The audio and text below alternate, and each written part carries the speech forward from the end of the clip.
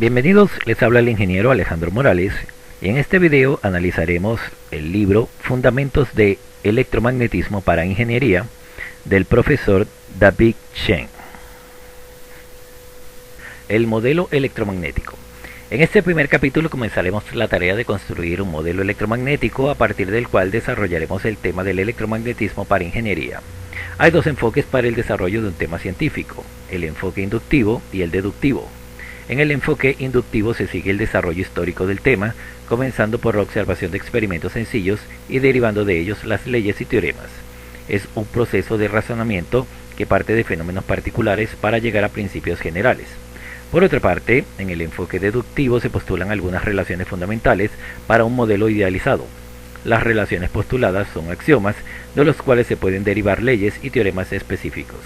La validez del modelo y los axiomas se verifica con su capacidad para predecir consecuencias que puedan comprobarse con observaciones experimentales.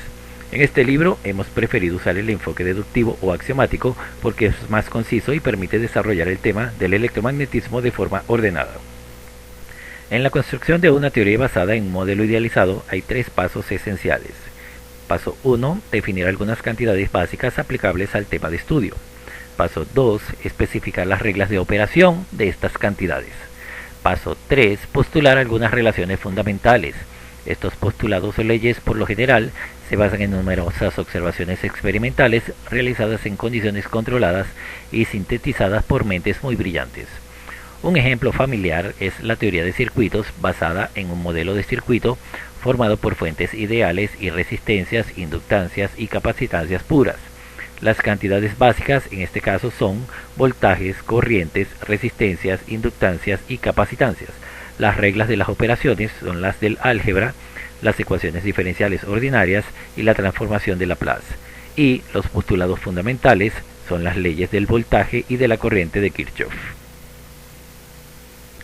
A partir de este modelo bastante sencillo podemos derivar varias relaciones y fórmulas y determinar las respuestas de redes bastante complejas. La validez y el valor del modelo se han demostrado ampliamente. Es posible construir una teoría electromagnética de forma similar, con base en un modelo electromagnético apropiado. En esta sección daremos el primer paso para definir las cantidades básicas del electromagnetismo. El segundo paso, las reglas de operación, abarcan el álgebra vectorial, el cálculo vectorial y las ecuaciones diferenciales parciales. Los fundamentos del álgebra y el cálculo vectorial se analizarán en el capítulo 2, análisis vectorial, y las técnicas de resolución de ecuaciones diferenciales parciales se presentarán cuando aparezcan estas ecuaciones en el libro. El tercer paso, los postulados fundamentales, se presentarán en tres subetapas cuando veamos los campos eléctricos estáticos, los campos magnéticos estáticos y los campos electromagnéticos respectivamente. Cantidades básicas del modelo electromagnético. Las cantidades en nuestro modelo electromagnético pueden dividirse en dos categorías generales: cantidades de fuente y cantidades de campo. La fuente de un campo electromagnético siempre consiste en cargas eléctricas en reposo o en movimiento. Sin embargo, un campo electromagnético puede ocasionar una redistribución de las cargas, lo cual a su vez modificará el campo. Por esto, no siempre es muy clara la separación entre la causa y el efecto. Usaremos el símbolo Q para denotar la carga eléctrica. La carga eléctrica es una propiedad fundamental de la materia y únicamente existe en múltiplos enteros positivos o negativos de la carga de un electrón. Un electrón tiene una carga de 1.6 por 10 a la menos 19 coulombios, donde C es la abreviatura de la unidad de carga, el coulombio. El coulomb se llama así en honor al físico francés Charles A. de Coulomb, quien formuló la ley de Coulomb en 1785. Un coulomb es una unidad muy grande para la carga eléctrica, pues se requieren 6.25 millones de billones de electrones para formar un coulomb. Es más, dos cargas de un coulomb a 1 metro de distancia ejercerán entre sí una fuerza de aproximadamente 1 millón de toneladas. El principio de conservación de la carga eléctrica, como el principio de conservación de la energía, es un postulado fundamental o ley de la física. Establece que la carga eléctrica se conserva, es decir, no se crea ni se destruye. Es una ley de la naturaleza y no puede derivarse de otros principios o relaciones. Las cargas eléctricas pueden moverse de un lugar a otro y redistribuirse bajo la influencia de un campo electromagnético, pero la suma algebraica de las cargas negativas y positivas en un sistema cerrado aislado no cambia. El principio de conservación de la carga eléctrica debe satisfacerse en todo momento y en todas las circunstancias. Cualquier formulación o solución de un problema electromagnético que viole el principio de la conservación de la carga eléctrica siempre será incorrecta. Aunque en el sentido microscópico la carga eléctrica existe o no existe en un punto de manera discreta, estas variaciones abruptas a escala atómica no tienen importancia al considerar el efecto electromagnético de grandes conjuntos de cargas. Al construir una teoría electromagnética macroscópica o a gran escala, encontramos que se obtienen resultados muy buenos al usar la densidad media alisada. Definimos una densidad volumétrica de carga ρ sub b como una cantidad fuente de la siguiente manera.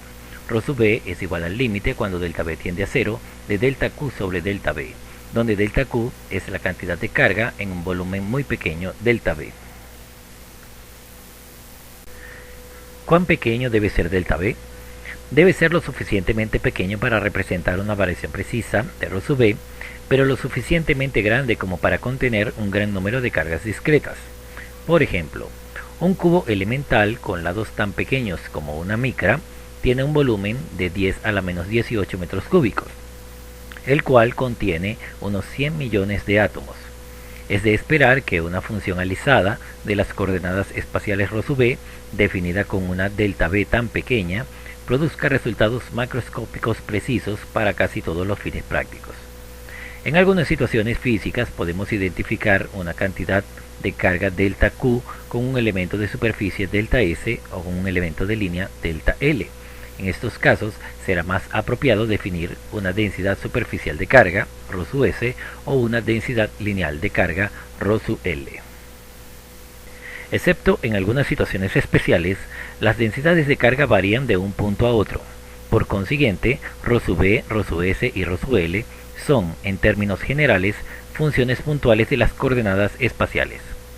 La corriente es la razón de cambio de la carga con respecto al tiempo, es decir, I es igual a dq dt, donde la propia I también puede depender del tiempo.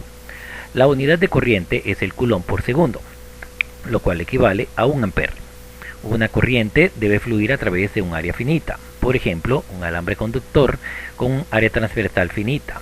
Por lo tanto, no se trata de una función puntual. En el electromagnetismo se define una función puntual vectorial, densidad de corriente J, que mide la cantidad de corriente que fluye por un área unidad normal a la dirección del flujo de la corriente. La letra en negritas J es un vector cuya magnitud es la corriente por unidad de área, y su dirección es la del flujo de corriente. En el electromagnetismo hay 4 cantidades de campos vectoriales fundamentales: la intensidad de campo eléctrico, la densidad de flujo eléctrico, la densidad de flujo magnético y la intensidad de campo magnético. Explicaremos con detalle la definición y la importancia física de estas cantidades cuando se presenten más adelante. Por el momento solo queremos establecer lo siguiente: la intensidad de campo eléctrico es el único vector necesario al analizar la electrostática en el espacio libre. Se define como la fuerza eléctrica por unidad de carga de prueba. El vector de desplazamiento eléctrico es útil en el estudio de campos eléctricos en medios materiales, como veremos en el capítulo 3. De forma parecida, la densidad de flujo magnético es el único vector necesario al analizar la magnetostática en el espacio libre y se relaciona con la fuerza magnética que actúa sobre una carga que se mueve con determinada velocidad. El vector de intensidad de campo magnético es útil en el estudio de campos magnéticos en medios materiales. En la tabla 1-1 se presentan las 4 cantidades fundamentales del campo electromagnético, así como sus unidades. En la tabla, vol sobre m es el voltios por metro y T representa un tesla o voltios segundos por metro cuadrado. Si no hay variación temporal, como en los casos estáticos o estacionarios, las cantidades de campo eléctrico E y D y las cantidades de campo magnéticos B y H forman 2 pares vectoriales separados. Sin embargo, en los casos dependientes del tiempo, las cantidades de campos eléctricos y magnéticos están acopladas. Es decir, si E y D son variables con el tiempo, producirán B y H y viceversa. Las 4 cantidades son funciones puntuales. Las propiedades de los materiales determinan las relaciones entre E y D y entre B y H. Estas relaciones se denominan relaciones constitutivas de un medio y las veremos más adelante. El objetivo principal del estudio del electromagnetismo es comprender la interacción entre cargas y corrientes a distancia, con base en el modelo electromagnético. Los campos y las ondas son las cantidades conceptuales básicas de este modelo. Los postulados fundamentales que enunciaremos en capítulos subsecuentes relacionan E, D, B y H y las cantidades fuente. Además, las relaciones derivadas nos llevarán a la explicación y la predicción de los fenómenos electromagnéticos. Esto es todo por ahora. Les agradecemos su atención y hasta nuestro próximo video. Muchas gracias.